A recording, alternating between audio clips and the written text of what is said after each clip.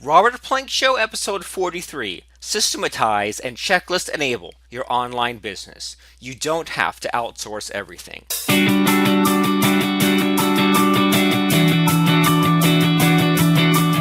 Welcome back to the Robert Plank Show. This is the podcast where we talk about making money online, internet marketing, and working from home. I'm Robert Plank, the author of a book which is available wherever books are sold, which means not in any bookstore, but all over a site called Amazon.com. The book is called Double Agent Marketing. And that book explains and shows and says how I did it, how you do this whole job and business thing at the same time. I don't like the word balance because what does balance mean? Balance means that you put half your effort into your day job and half your effort into your online business. That's no fun. You should put 100% into your day job when you are working those hours, and then 100% into building that business and following your dreams to the point where you can then quit the day job and leave it behind and then let this online business overtake it. And now you really are in the driver's seat of your own life and your own destiny, which is at that point a very scary place to be. Because guess what happens at that point? Then you have to reconcile this whole business versus family relationship. And even when you're putting in those hours, and maybe it's too many long hours, maybe you're trying to figure out how to make more money by putting in less time and by having more fun and by doing things that are smarter, not harder. You might have heard that saying. What the heck does it mean? Well, it's all about sometimes you have to be in the must have mode and other times in the nice to have mode. What do I mean by that? I mean, the average person trying to make money online, there I use the word try, the average person attempting to make money online and failing, well, they don't have anything for sale. They don't have any place where I can sign up to their autoresponder list. They aren't sending broadcast emails to that list, and instead they're focusing on the nice to haves. They're getting business cards printed. They're making sure that they have an account on Pinterest and on Twitter and on Instagram and on Google Plus and making sure it's all the same username. They're getting domain.com names registered. They're going to getting graphics outsourced. All the things that, well, it feels like you're productive, but you're actually making $0 online. So we're going to talk about that today. And what I want to say today, right off the bat, as far as if either you're in one of those two places, right? Either you want to increase your online income or you want to scale back the number of hours you're putting into your online business. And a lot of people want to jump the gun, right? They want to shortcut all these growing pains, and they say, okay, well, I'm not making that much money right now, but the problem is that I'm doing everything myself, and I keep hearing that I need to do this stuff called outsourcing. I got to delegate. I got to be the business owner. Well, do you think Donald Trump goes and does everything himself? Well, heck no. I want to be Donald Trump. Well, all this thinking leads me to thinking back to the guy named Jeff Bezos who runs Amazon.com, and I heard, I don't know, maybe a few months ago, that when this site called Amazon.com started, right, this is the place where you can go and buy books or digital books or groceries or like a treadmill or computer stuff or almost anything, click a button and get it at your door in about a day. When this whole site started, Jeff would put packages in his car and drive them down to the post office to get them mailed himself. So think about that. It's got to start somewhere, and it frustrates me to no end when I see a lot of people. They'll go and they'll read some book by a guy named Seth Godin, and they'll memorize the heck out of page 10, and they really miss the point of the whole thing. But they'll memorize the heck out of page 10 and write down all these really detailed bullet points and all these cutesy phrases, and then reteach it, and they don't even know what they're talking about, and they're not making money, and they're just leading everyone else astray to the place where everyone in their little group isn't making money anymore. I see people all the time so obsessed with having a book published under their name. And if you have a book, if you're making progress on a book, well, great. I'm proud of you. I'm happy for you. But my question is, when will it be finished? I talk to so many people and they tell me, okay, well, I have this plan. I'm going to put in this hour on this day. I'm going to knock out module 2 of this. I'm going to have the sales letter on that day. I say, well, great. When will it be done? And they don't have an answer, which is kind of perplexing. They have all these plans for the progress they're going to make and the work and the hours they're going to put in, but when will it actually be done? So, I mean, I honestly think that whatever your situation is, chances are you will have to be hands on, especially right out of the gate with your online business. And what I mean by that is, okay, well, let's say that you're in the golf niche, just to make it really simple, right? You're in the golf niche and your dream is to have some kind of an iPhone app that helps people, I don't know, like track their game or hit the ball better or record videos for the golf instructor. I'm not sure what golf people need, but if you're in that niche, I'm sure you do. So you want to have this thing called a golf app. Well, what's the average person going to do? They're going to spend about $20,000 or $30,000 either having someone make the latest and greatest app and then they won't know what to do with it, or even worse, they'll spend 3 years studying how to make an iPhone app, and at the end of the 3 years, they still won't have anything. So it's like, would you rather be shot in the arm or shot in the leg? It's the lesser of two evils, right? Well, how about instead you do this? You want to be in the golf niche? Well, great. You go for the shortest path to making money. You look at something that's within your reach, which is probably going to be right out of the gate making an information product. If you know how to point an iPhone and shoot video, if you know how to type in a Word document and save a PDF file, well, you can start off by making a golf product. Now, what is that going to do? Well, it'll make you a handful of sales. And I don't know if that'll get you to $1,000 a month or get you to one sale a week, but it's probably not going to be that great, just to be honest. There are tons and tons of other competitors in the golf niche, but think about this. You start a fan page for golf, you run some ads targeting your golf Facebook competitors, you run some AdWords ads, you get an affiliate program going, you put it on ClickBank. Those are each little stepping stones where you can get a small list of buyers going and you can make some initial sales. Because you know what's the best motivator ever is making some amount of money. And I know that some people, they'll get afraid of making some money and then talk themselves out of it, or it will never be enough, right? Oh, well, it's only $1,000 for the past 2 years. Well, don't think of it like that. Think it now you're at the $1,000 level and it's time to get to 5 and 10,000 and higher. So you get to that point, you start off and you have that product, you build that list. And then now that you have somewhat of a following, you can even talk to them and email them and see what they want in a golf app. And I'm sure that as a golf enthusiast yourself, you have installed other competing golf apps on your phone and there are things you don't like about them. And probably most of them are just like the interface sucks or it's not simple enough. It's not necessarily more fancy features. So think about, okay, well, now you've got a product and a sales letter and somewhat of a list and some buyers and things like that. And you want to make a golf app. Okay, well then once again the thing is either do all the studying and maybe not even finish or then hire the whole thing out. The problem with either one of those is, well, if you put in too much time, you put in too much money. So what you'd want to do is learn enough to be dangerous. Know enough about iPhone apps, and I guess let me think about a couple things. You want to make an iPhone app about golfing, and if you're not in that niche, just stick with me. iPhone app. Well, the first thing is how would you get an app in the App Store, right? And I know there's some kind of, I think it's a one-time fee or a yearly fee, but I would look into what it takes to get an app submitted, maybe what it takes to market an app and what people do. I know there's different things where you can pay for a bunch of downloads. I know you can run ads in other iPhone apps, so think about that. And then think about the big thing is the source code, right? Because in any kind of business that you do, well, what you're getting paid for is the specialized knowledge and the proprietariness that no one else can copy. So when you submit an app to the iPhone App Store, from my limited knowledge, even I know that there's some kind of like program you install and you compile your app on a Mac, and I think you can simulate it, and then once it's done you go and publish it. So you really need to know how to at least get that source code going, because here's the thing: if you hire out this thing called an iPhone app and they just submit it to the store for you, well, then guess what happens if you want to add some extra features? What if that programmer goes out of business? Well, now you're locked out of your own app. So you need that blend, right? You need to know just enough, and sure, you might have to watch a video course about making an iPhone app and not actually do it yourself, but just understand what goes into it. I know so many people who are marketers who don't know how to code, which is fine. Not everyone does, and I mean, most people don't want to know that kind of stuff. But at least the ones that are successful versus the ones that aren't, the ones that are successful understand architecture.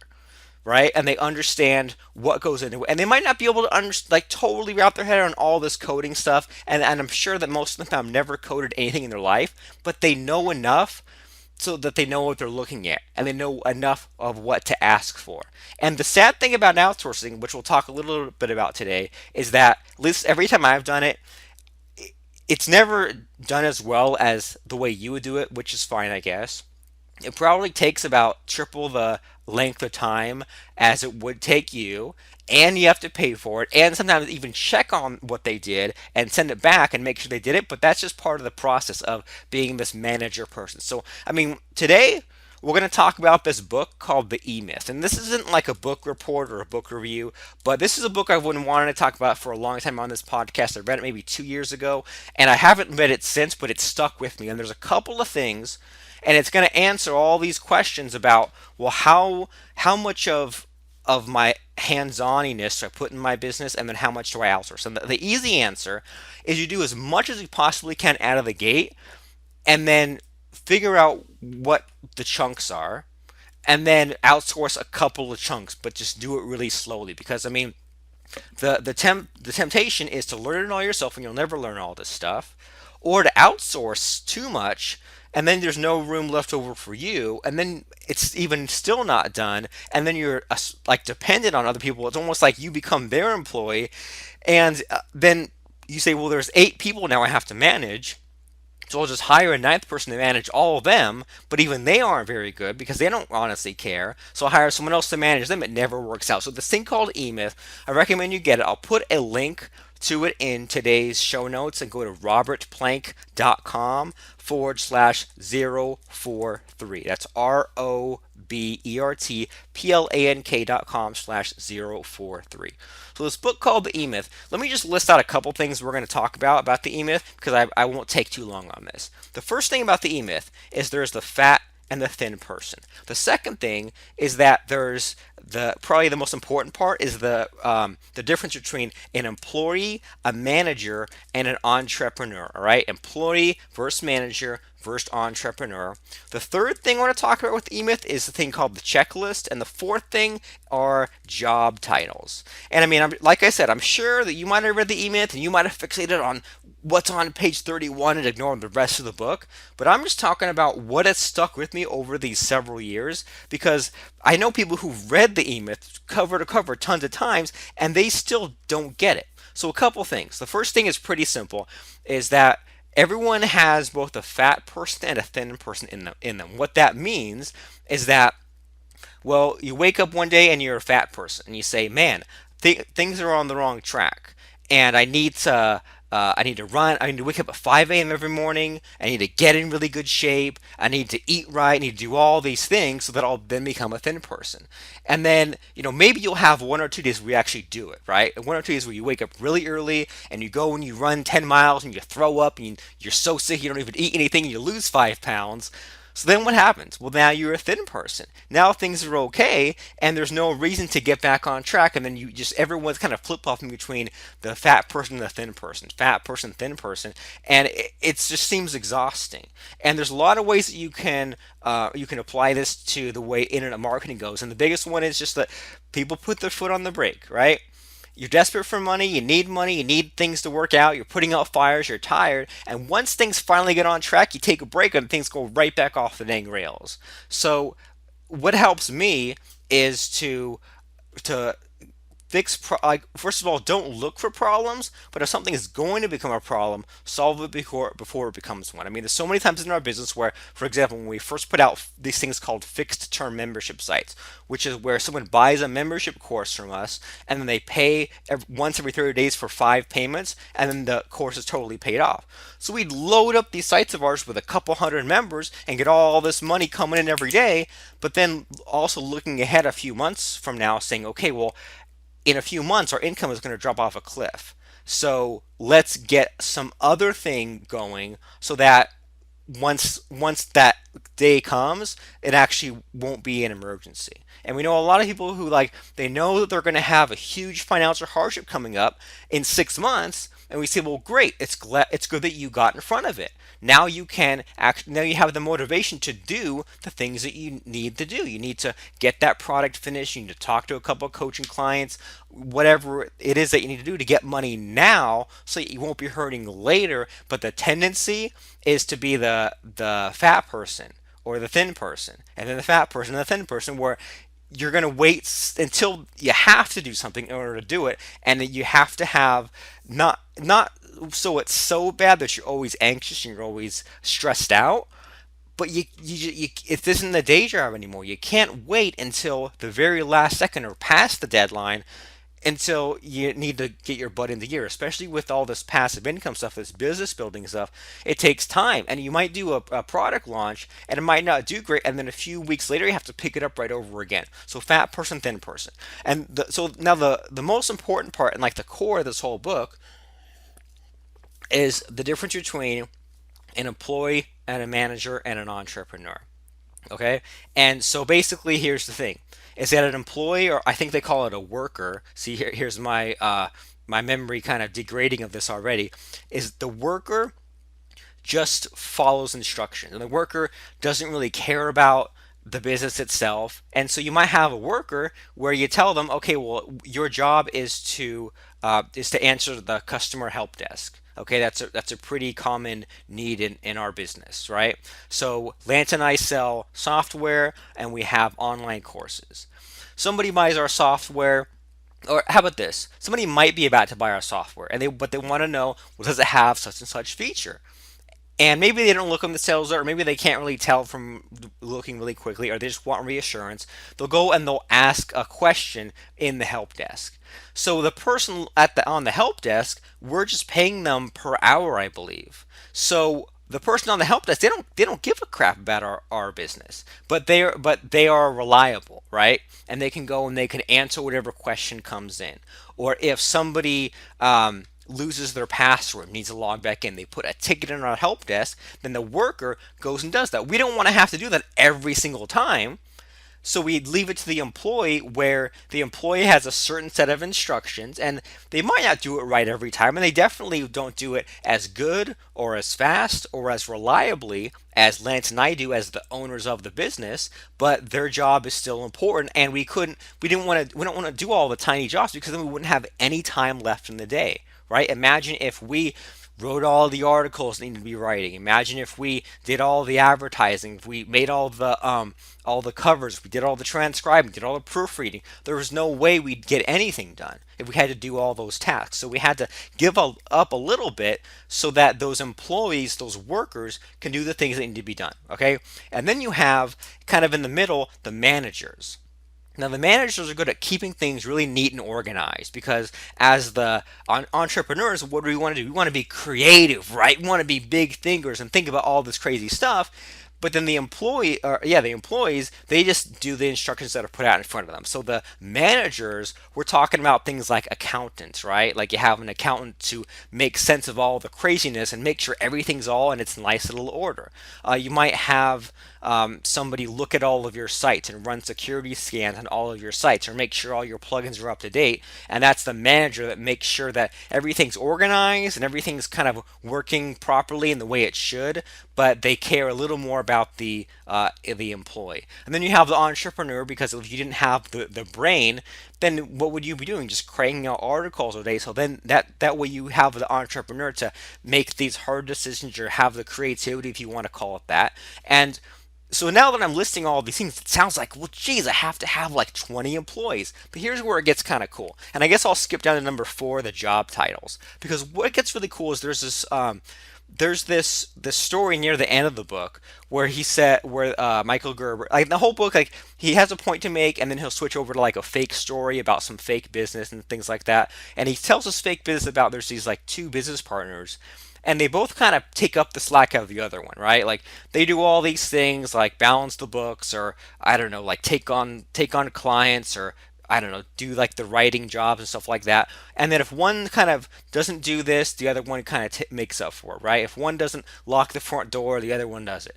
But then once you bring in a third person, then now things don't really get done as well, right? Because the third person doesn't want to interfere with what the other 2 are doing, but the third person has to do something, otherwise why the heck are they involved in that business? But the two kind of have like a shorthand kind of deal, or they just will look at what the other is doing. So you basically have two entrepreneurs and you're trying to bring in, I don't know, like a manager, I guess, to fix things. So what's cool about near the end of this book is he says to list out the job titles in your business. And I mean, the way it is right now, if it's just you, you might have 10 jobs, right?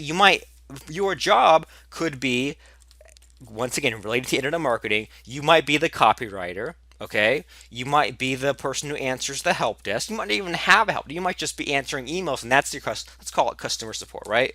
So copywriter, customer support. You got the product creator. You got the traffic person. You might have like the JV person, and those are all you. And then so as soon as you break down these job titles, and it's and well, now we have a situation where we could just take one of these, right? So now we could take, like, the customer support's probably easy. Now we just, if we're looking to, if you want to call it scaling your business or something like that, if you want to bring someone else into your business, well, then you just give them just that one job title that you yourself are already taking part in.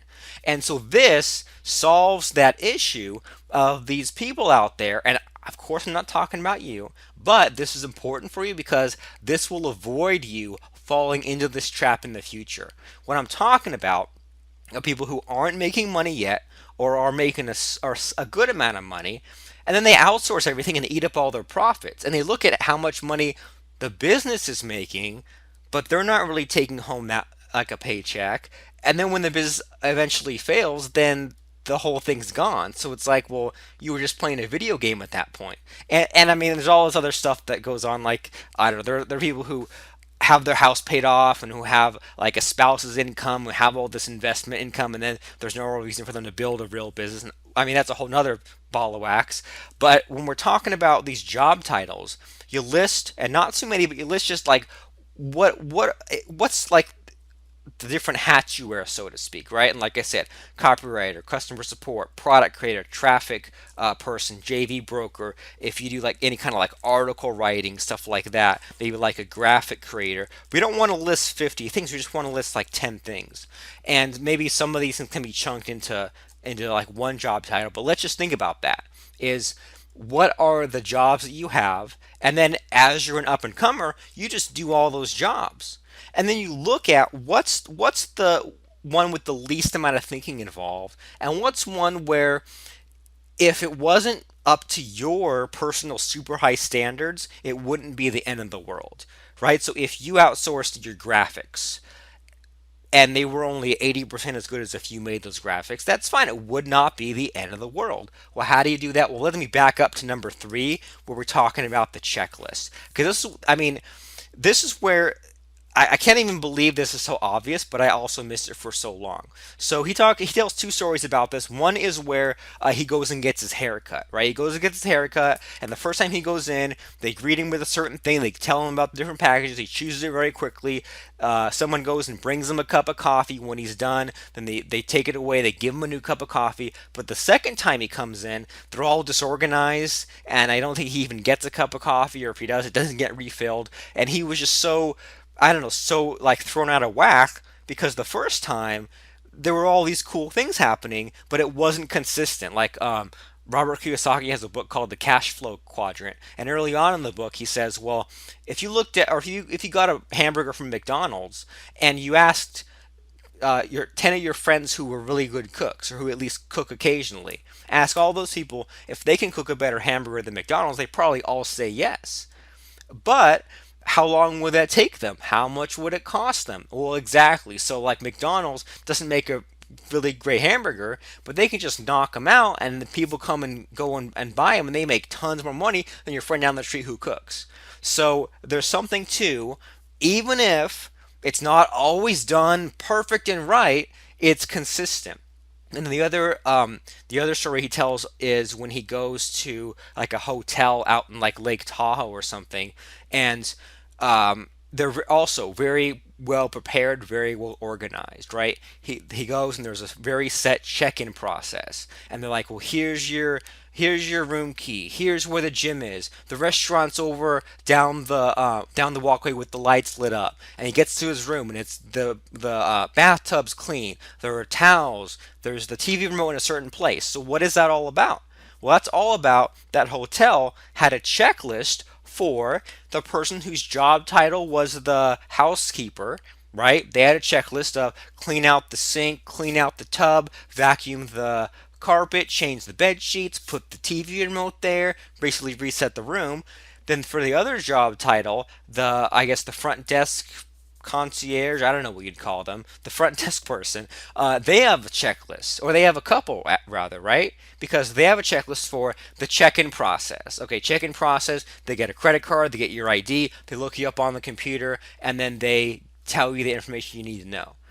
They have a checklist for the checkout process. They have all that stuff. Not too many, but enough where you can take almost any idiot and put them in that place, and they would just go through the checklist, and it would be done every time, and no steps will be missed. Because I think that's what's really important, that most people won't step aside, and they won't let their ego let them realize that even if you have total mastery over stuff, it's never going to be the same. It's never going to be consistent unless you have that checklist. So in all of our courses, if I'm talking about Webinar Crusher, Income Machine for sure, Membership Cube, Podcast Crusher, we have checklists, and they're not checklists for the sake of checklists, right? I mean, I don't know, a lot of these internet marketers, they'll create terminology, and they'll create clever phrases and clever rhyming things and sayings and quotes just for the sake of it. But I'm talking about a checklist that you personally would use. So with Podcast Crusher,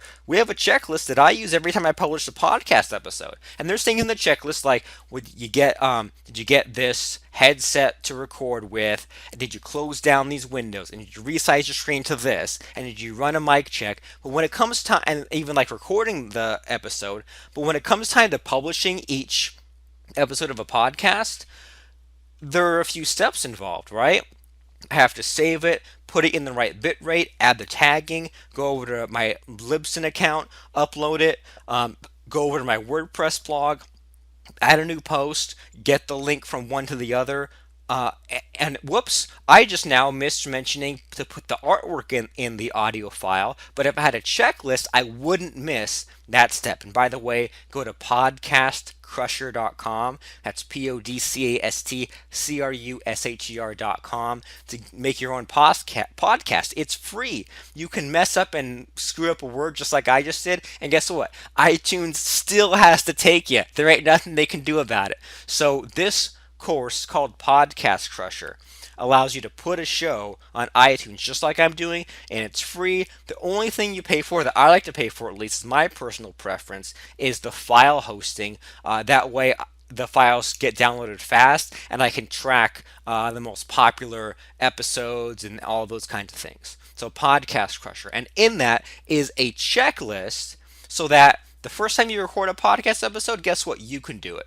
The second time you record it, well, I would highly recommend that you know enough to at least record your own podcast episode, right? You know enough to get the right headset, get the right recording tool. And if you don't want to do all the publishing, well, guess what? You can just give that file to someone and give them the checklist in Podcast Crusher, and then they will go through the steps, okay? They'll go and add they'll reconvert the file, they'll add the tags and the artwork. They will upload it to your file hosting. They'll make the new special blog post using your PowerPress plugin. If you don't know what that is, you're in luck. It's explained in Podcast Crusher. So they'll make the new post. They'll add the things called show notes. Maybe they'll post it on social media for you. But that is the checklist that you have. So the E-Myth, I guess we devoted the whole episode to it. But the E-Myth, I mean, it's one of those books where it stuck with me. And I mean, there's other books like Rework or like Work the System. I remember like a thing or two still sticks in my mind, but nothing has been as life changing recently within the last couple of years, especially when it comes to reducing those hours put in, right? When I have the income at the level I want it, I guess I'm never happy with how high it can get, but it's at a good level. and I want to maybe scale back the hours I put in now that I'm past a lot of growing pains. Now that I've got the income to a certain level, because like we said, a lot of people want to do two things at once. They want to increase their income and then scale back. Well, don't do it like that. Just do one thing at a time. Get your income as high as you want it, and then scale it back and think smarter and not harder. It's not about how many hours you put in or that you stayed awake till 2 in the morning and then woke up at 5 in the morning. Or it also doesn't matter how many team members you hire just because of your dang ego. So and there are things like, the help desk and this customer support thing. This has really helped us, and we used to use a service called Zendesk for our help desk. And what's really cool about that is, well, at first, like we said, at first when your business is growing, it's fine for people just to email you directly, right? If they say, well, I lost my login to your membership site, or I have a pre-sales question, or I want a refund, or I don't know, some other, or maybe like they want to know what else you have for sale, all kinds of things like that. It's fine. If like you get one of those messages a day, just fine to handle that with email. But if you get 10, 20, 30 or more messages a day, there's no way you can handle that. So what do? Well, you can set things up to make it so when someone emails you, it opens what's called a ticket in your support ticket system. So then you can see, and it's almost kind of like a Gmail account where you log in and you see all the messages, right? And then you can reply to things and they can reply to things. But what's cool about this is then you can assign tickets to someone else. So at first, so here's the stages. At first, you just handle everything by email. People have a problem, they email you, you reply. Close enough. But then when it comes time to scale, well, you get a Zendesk account, and then now you can forward your email. So someone sends you an email, it opens a ticket. Then you reply in the ticket, they get an email back, and they can see the whole history right there. So now you're cranking. But then if you bring on just one extra person onto your customer support team, well, then you can either assign, maybe at first you just assign tickets, like if it's something simple like that someone lost a password or someone needs an account or someone has a billing question, you can just assign it to that other worker that you hire from a place like Odesk. Okay? So you can at first just assign things manually and get things scaled to the point where maybe any new ticket gets assigned to that person, to that worker you hire. And guess what? You can swap them out anytime you want. So you hire someone on Odesk, and what's cool about this site called Odesk is you can pay someone by the hour, and you can see what their screen looks like when they're racking up minutes and hours. So what they do is there's a program that installs on their desktop called like the Odesk Worker app, I think maybe. And when they want to clock in, then this app will start taking screenshots of their screen.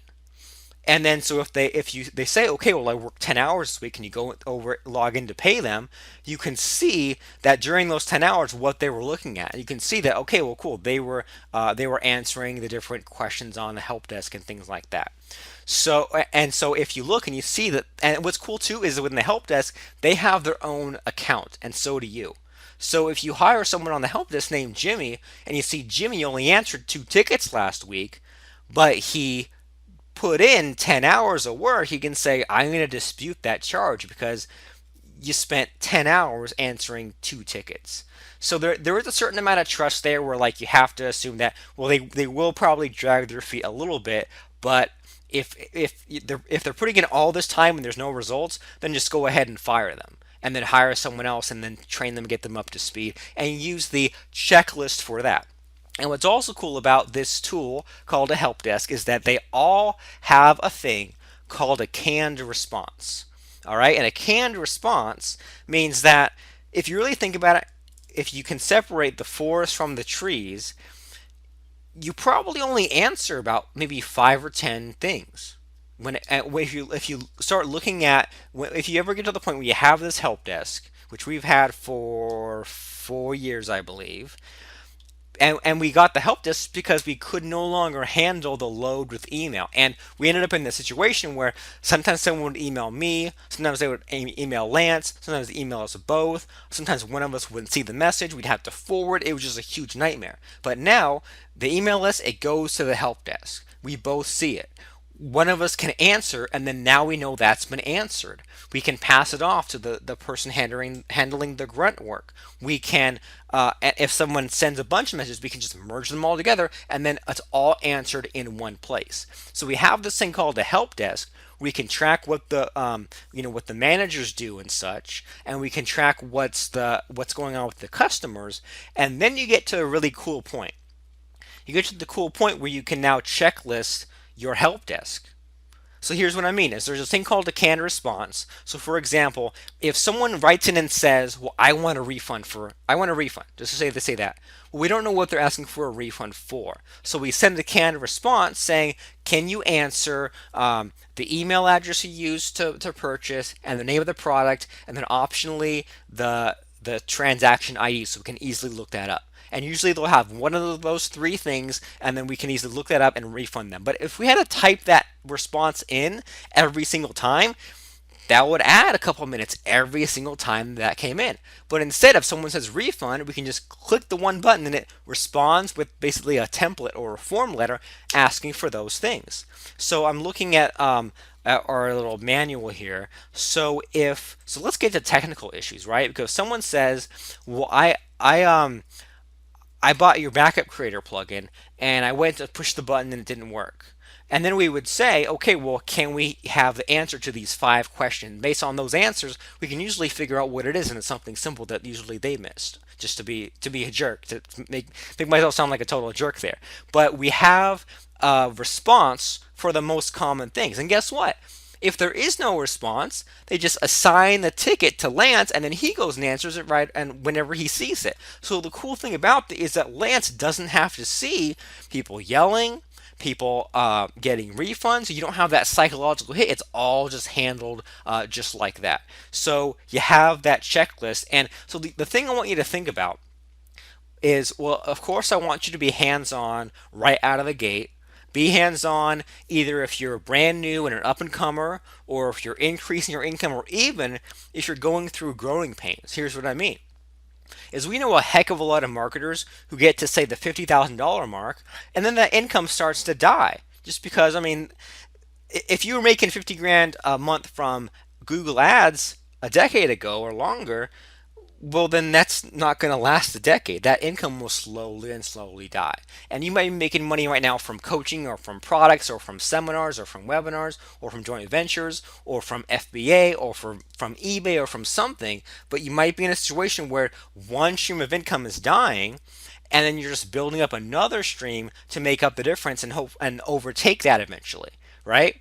And so if you're in that growing pain stage, then you probably will have to be more hands-on than you want to be.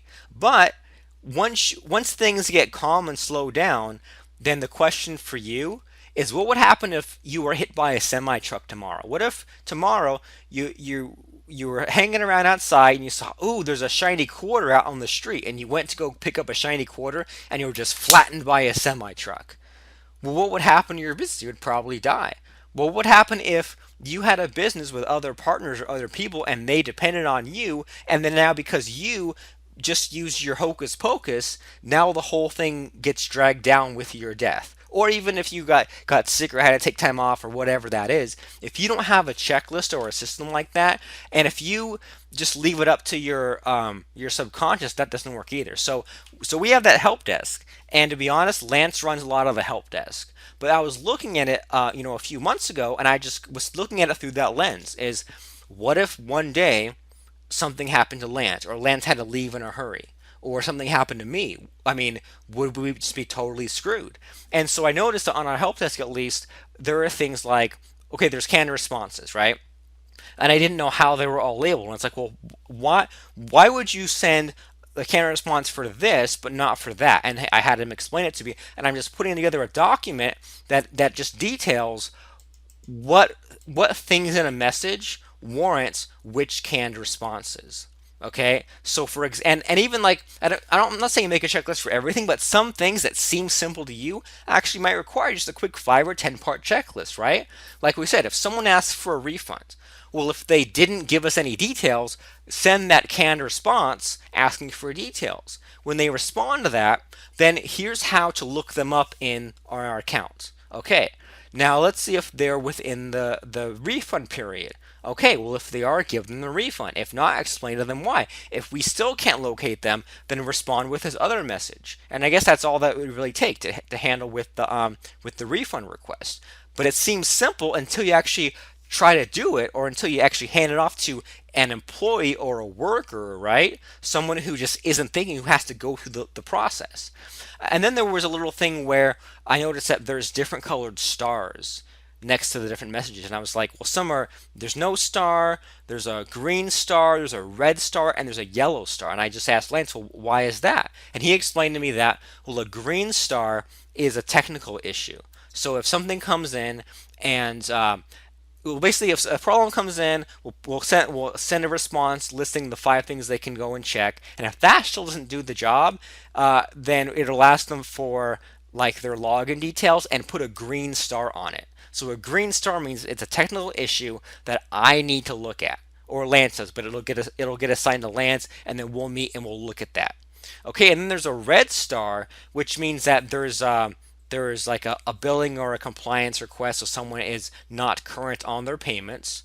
And then there's a yellow star, which is just anything administrative left over, like something's wrong with their membership account, or maybe they paid for an upgrade but they didn't log back in, so we have to go and do it manually. That kind of thing happens every now and then. But now I'm like, okay, I'll put in a quick Google Drive document, a Google Doc, and I'll list those things.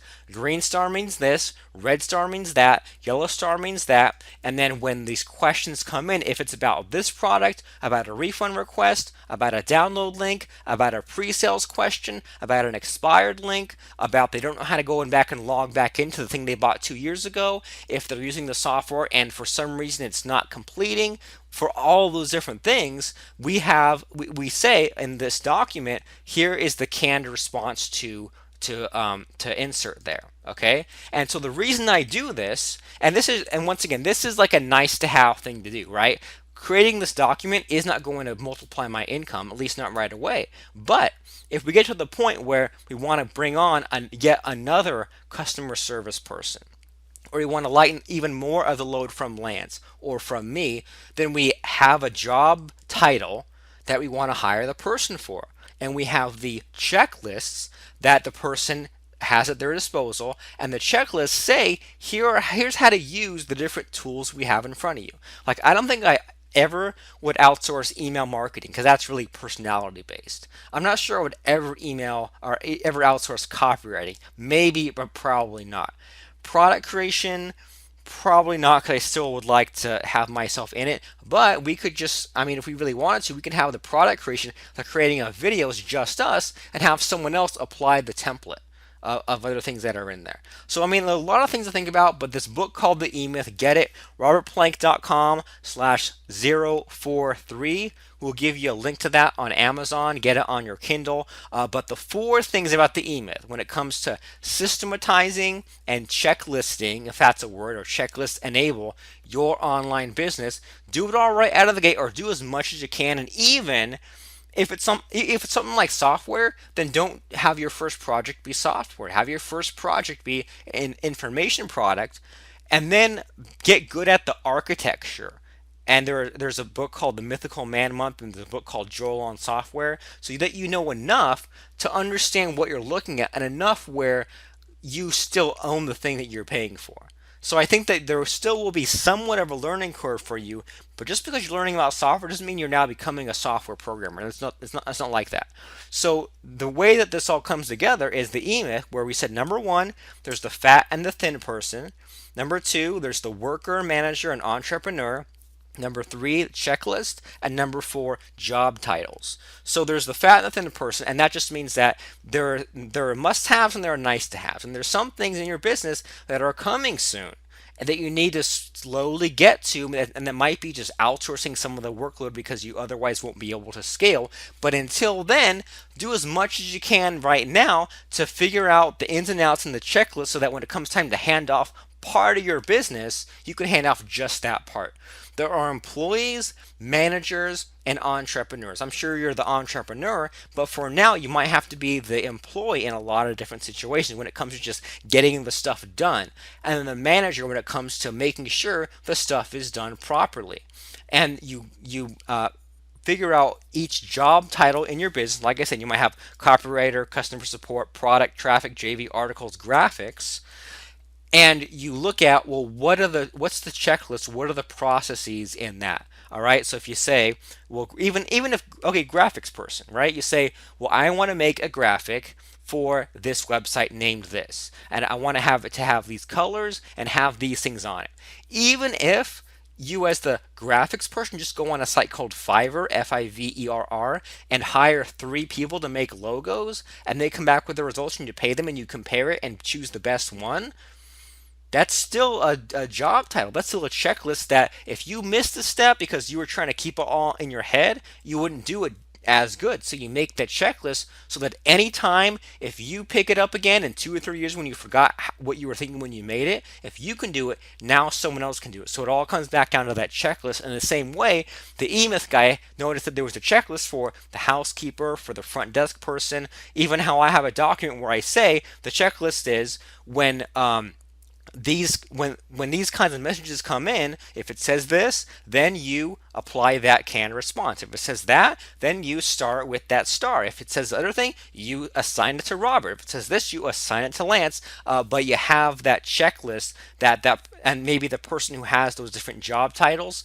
has maybe 2 or 3 different checklists. So you at first have 10 different job titles. Then when you feel overloaded once, and here's what's really important, once you're making money, then you can outsource one person for that job title and give them those checklists for what to do. And I mean, what's really important too is that tools and automation replace a lot of what people otherwise would think of as outsourcing. So a lot of people think they need to outsource their website design, and maybe they could just use WordPress, just know enough about WordPress to choose the right theme and customize it the way you want, and maybe hire someone one time to make it look really good, but then that part's done. But a lot of people over engineer, and that's something else to look out for. But what you want to have is a checklist, all right? And the things that run your online business, especially when dealing with customers, have a checklist. We have a checklist for when we run webinars, when we create a new membership site, when we improve a membership site, when we publish a new podcast episode. Heck, if I was ever going to make a new podcast show, I can just go back to that part of the checklist. And you know what, too, is there's a thing called Amazon FBA. We have a course called dropshipceo.com, and in that we show you how to go to local discount stores and scan items, take them home, and ship them all into Amazon's warehouse, or even go to China, or not go to China, but email people in China and have them make a kitchen spatula for you, or make a like a doormat for you, or make a car air freshener for you. And if I haven't shipped something to Amazon in a couple of weeks, I forget how to do it.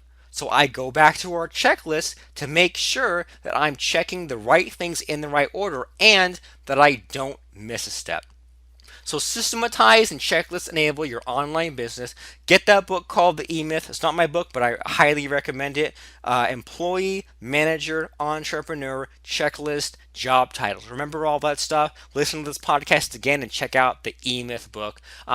I think I'm going to link to it. I haven't set it up yet, but I think I'm going to link to it with my Amazon affiliate link, so I'll get a little bit of a cut. But it's not like I was like paid a bunch of money to mention this guy. But Michael Gerber, The E-Myth, I just recommended him out of the goodness of my heart and or my affiliate commission. I'm Robert Plank. This is the Robert Plank Show. Systematize and checklist enable your online business. Check out The E-Myth. I'm Robert Plank. Get going with that internet marketing stuff.